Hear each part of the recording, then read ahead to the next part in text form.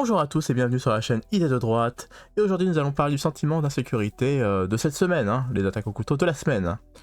Mais avant de parler de ça, je vais d'abord vous poser une petite question à ceux qui regardent mes vidéos. Est-ce que vous seriez intéressé de voir des vidéos du coup hors de cette pièce? C'est-à-dire que, rappelez-vous, nous avons eu une vidéo d'un streamer gauchiste qui est allé dans une cité et qui s'est fait expulser très rapidement par des chances pour la France.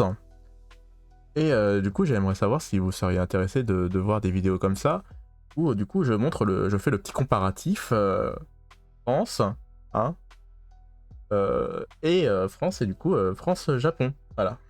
Donc dites-moi dans les commentaires, moi je pense que ce serait plutôt intéressant. Ça ferait une petite variété sur la chaîne. Donc dites-moi dans les commentaires, j'attends vos commentaires et je vais vous lire. Et donc du coup, on va commencer la vidéo maintenant par 3 attaques au couteau cette semaine. Et encore, nous sommes que jeudi, donc ce n'est pas fini. La première attaque au couteau, c'était à Gare de l'Est, à Paris, un militaire blessé. L'assaillant est Christian Agondo, né au Congo et de nationalité française. Connu pour plusieurs faits dont des violences et un meurtre médiatisé en 2018 dont il a été reconnu irresponsable. Car c'était un couteau fou, hein, simplement. Bah, ce n'était pas de sa faute, hein, il était simplement fou. Donc il a été accepté en psychiatrie. Sa garde à vue a été interrompue dès ce mardi matin. Le mis en cause est désormais interné dans une unité psychiatrique. Lundi soir, il a crié vouloir venger des morts en Afrique, dû, selon lui, à l'armée française. Donc c'est un Français qui venge des morts au Congo à cause de l'armée française. J'ai un peu de mal à comprendre, mais c'est comme ça. Enfin si, je comprends, mais je vais vous le dire juste après. L'agresseur a été rapidement interpellé, né à Kinshasa, au Congo, et de nationalité française. Il est âgé de 40 ans, toujours selon nos informations. Ses motivations restent inconnues à ce stade. Il a déclaré avoir agi car des militaires tuent des gens dans son pays, le Congo, indique une source proche de l'affaire. Alors, vous voyez le problème? C'est que quand vous donnez des papiers à des personnes étrangères, hein, qui deviennent français, et que une grande partie, je ne sais pas, mais une partie, voilà, ne se fiche, voilà, il n'embrasse pas l'amour du pays, il n'embrasse pas son histoire, il n'embrasse pas il accepte pas ce que le pays qui lui a donné la nationalité, il n'accepte pas du coup ce qui est arrivé à son pays d'origine. Voilà, il y a oui, la France a une histoire et du coup il faut l'accepter. Donc si tu l'acceptes pas, ben, vous voyez ce que ça peut donner. Si on fait un parallèle avec moi, c'est que regardez, si le Japon me donne la nationalité japonaise, honnêtement, est-ce que je me sentirais pleinement japonais? Eh bien, moi déjà, je vais vous dire que non, parce que je ne me sentirai jamais japonais. Je suis un Français et puis je suis expatrié, mais voilà, je reste avec ma nationalité française et c'est très bien comme ça. Certes, je dois faire des démarches en plus, voilà, parce que je ne suis pas japonais, mais bon, voilà, c'est comme ça. Je l'accepte, hein, tant pis, pas grave. J'arrive à survivre. Et je ne me sentirai, quoi qu'il arrive, jamais japonais. Je reste un français. Et c'est pour ça que quand vous donnez des papiers à des personnes, il y a, je pense, une partie qui, de toute façon, se sentiront jamais français. Voilà, c'est pareil, c'est comme ça. Je sais que pour un gauchiste, voilà, il va être heurté dans sa sensibilité. Mais je pense que pour les autres, vous pouvez comprendre cette explication, non? Ça me paraît simple. Allez, je continue.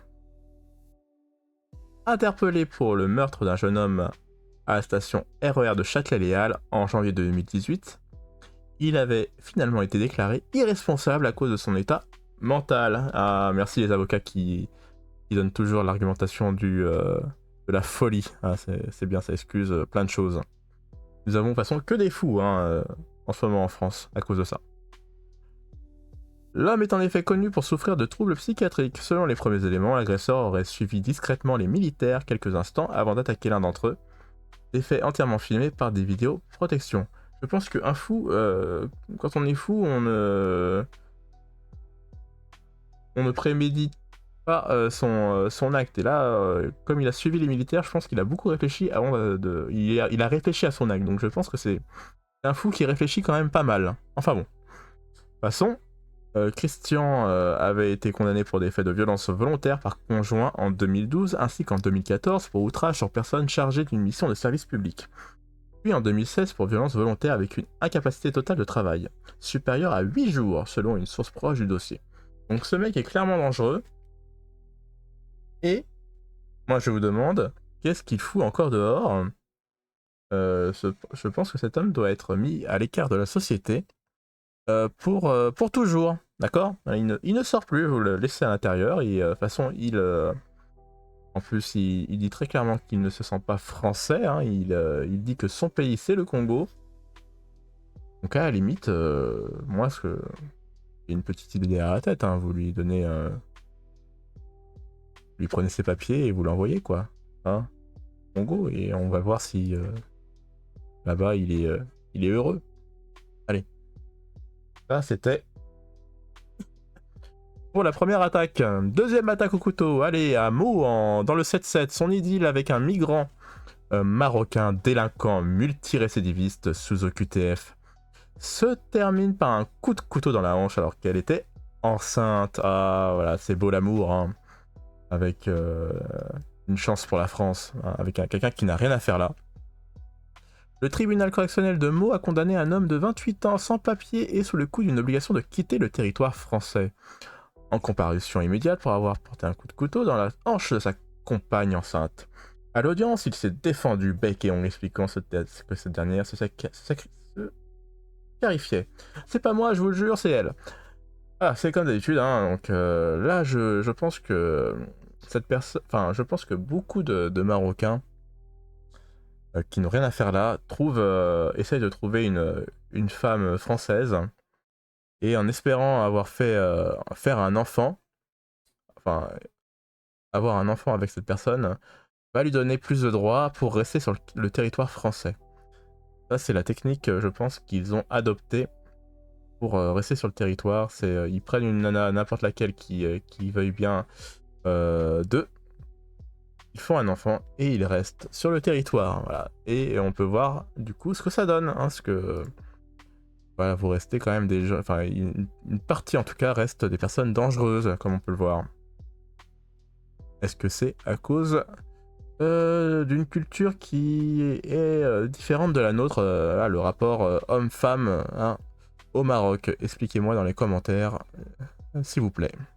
Et nous avons, pour terminer, hier, dans le 91, un mineur marocain pris en flagrant délit de cambriolage poignard d'un habitant de 69 ans qui tentait de l'arrêter.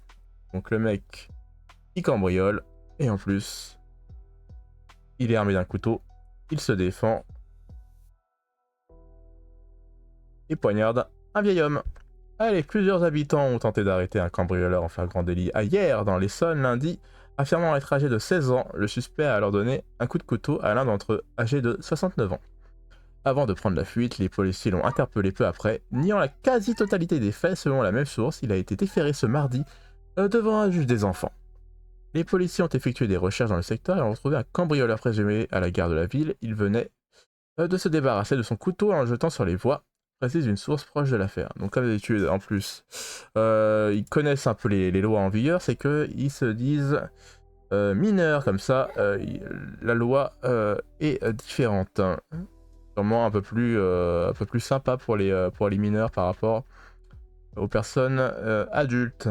Voilà, donc, et donc du coup, il ose dire qu'il... voilà, c'est pas moi, je n'ai rien fait comme d'habitude alors qu'il a été pris en flagrant délit dans son cambriolage. De toute façon, quand vous voyez quelqu'un, n'essayez pas de faire quelque chose parce que il peut être armé de toute façon d'un couteau. C'est la nouvelle, c'est le nouveau kit à avoir dans sa poche, en tout cas pour eux.